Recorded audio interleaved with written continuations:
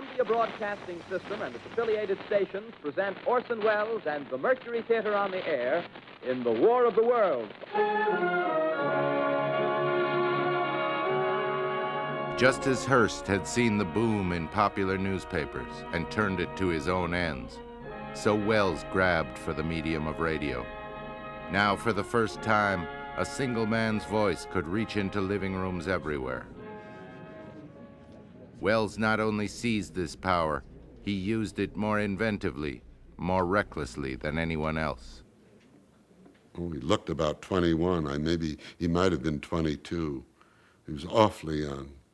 I mean, he was a man who, he didn't think, he just did. Welles was a young man who courted danger. That was always an element of his success. In the theater, he demanded magic. Characters had to appear from nowhere or levitate into the sky. Actors were at risk. There were broken bones, fistfights.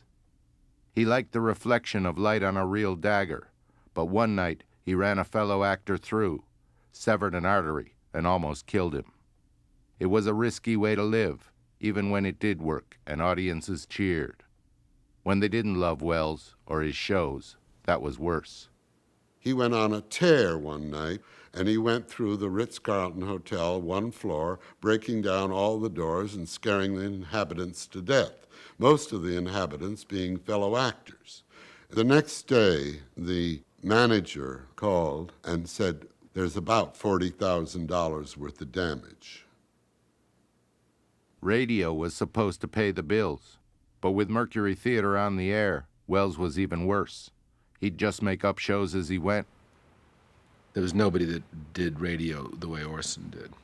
I mean, Orson was, so daring and so unbound by rules that, it was always, you always knew Orson would break the rule if it was worth breaking.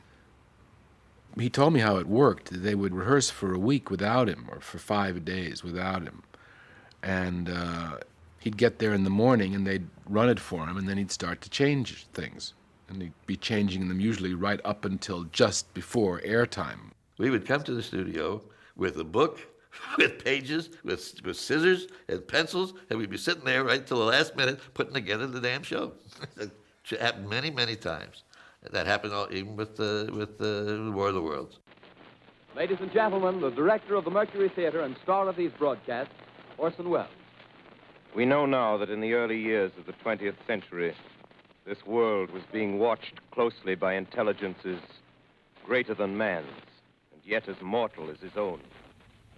He recognized the fact that his audience was sensitized to having their favorite shows interrupted by news of some disaster, some latest disaster, be it in Europe or be it in the Far East, but something that was threatening, something that was encroaching, something that was terrifying. Ladies and gentlemen, we interrupt our program of dance music to bring you a special bulletin from the Intercontinental Radio News.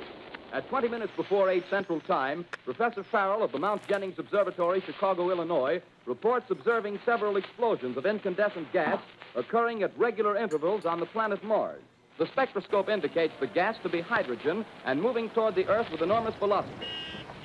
We now return you to the music of Ramon Raquello, playing for you in the Meridian Room of the Park Plaza Hotel, situated in downtown New York.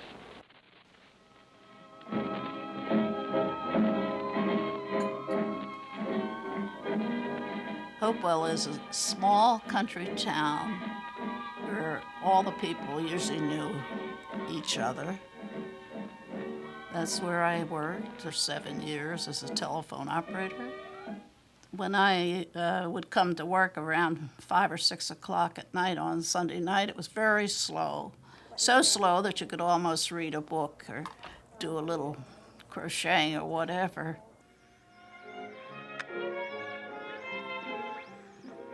People were switching dials all the time. And we were on between Winchell and Jack Benny. And we were not a very popular program.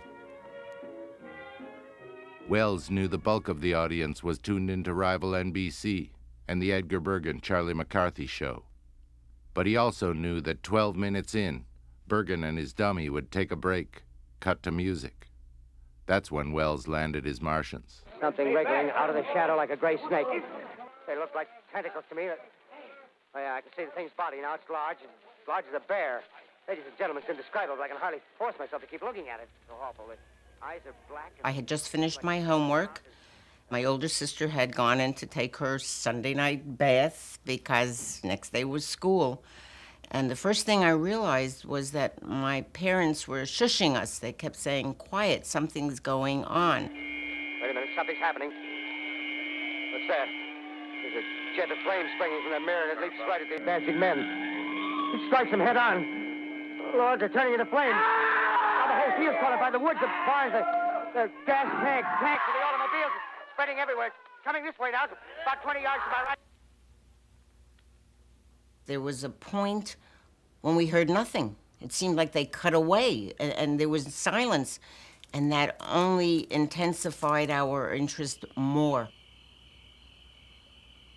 Orson held the pause, and everybody was waiting for him to cue it, and it was up to him. He was actually directing it from the floor, and Orson just held that moment. He just kept holding it, and he wouldn't let anything happen. And then he finally said, "All right," and everybody said, "Oh my God!" He just held this silence.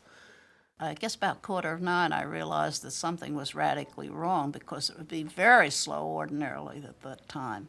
We have a switchboard like this with numbers and lights, and they lit up like a Christmas tree. Ladies and gentlemen, I've just been handed a message that came in from Grover's Mill by telephone. Just one moment, please. At least 40 people, including 6 state troopers, lie dead in a field east of the village of Grover's Mill. Their bodies burned and distorted beyond all possible recognition.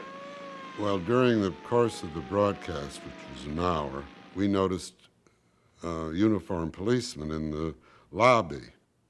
That's when I knew, something's wrong. Is there something wrong with the show? Are they after Orson for something he did or what? I had no idea. But we knew something was wrong. And shortly after that is when Davis and Taylor came out while we were in the middle of the show, and he whispered to Orson, "For God's sake, interrupt this thing and tell everybody it's only a show." And Orson said, "No way." He wouldn't do it. No, he wouldn't do it. When all of a sudden the executive in charge walks up to you and said, "Listen, my God, you're scaring people to death. Please, interrupt. Tell them it's only a show." And Orson said, "What do you mean, interrupt? No way. They're scared? Good. They're supposed to be scared. Now let me finish." Bells you hear are ringing to warn the people to evacuate the city as the Martians approach. My mother said, turn it to another station. We did, and they were having their regularly scheduled program, and my mother said, they're not as sharp as CBS.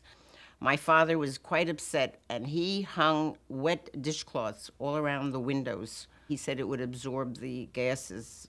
I remember my mother wanting to call on the telephone. Her father and her sisters lived in New York, and she couldn't get through. The lines were busy. She just wanted a call to say goodbye. This is the end now. Black smoke drifting over the city. People in the streets see it now. They're running toward the East River, thousands of them, dropping in like rats. We went out of the studio, we started answering the phones. What's going on, and where are they? And it was unbelievable. And I never forget. Then I looked down the end of the hall there, and there was Paley, head of CBS, in his bathrobe and slippers, holding court, wanting to know what the hell was going on. It was absolutely bedlam. It was bedlam. It's the only time that, in all the years that I worked with Orson, that I ever saw him slightly afraid. I don't think that he quite knew what was going to happen. It's very possible that he thought that this could have ended his career, but it did exactly the opposite. Do you want me to speak now? I'm sorry. Of course, we are deeply shocked and deeply regretful about the results of last night's broadcast. It came rather as a great surprise to us that a story, the fine H.G. Wells classic. We absolutely were not prepared for the kind of reaction it got. But Orson, giving an interview, he said, I had no idea what we were going to do. That's not true. He knew 15 minutes in, when David and Taylor came out and said, make an announcement. He wouldn't. Were you aware of terror at the time you were giving this role? Were you aware that terror was going on throughout the nation? Oh, no, of course not. I was, frankly, terribly shocked to learn that it did.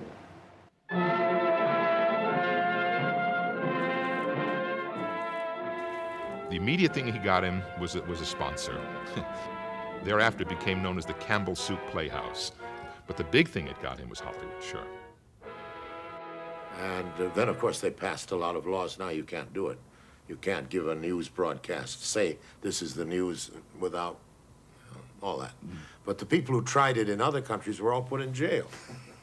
And I got a contract, Hollywood. It really is the truth. His New York theater was a shambles, but now that didn't matter. Wells was offered the greatest contract in the history of Hollywood, unprecedented freedom.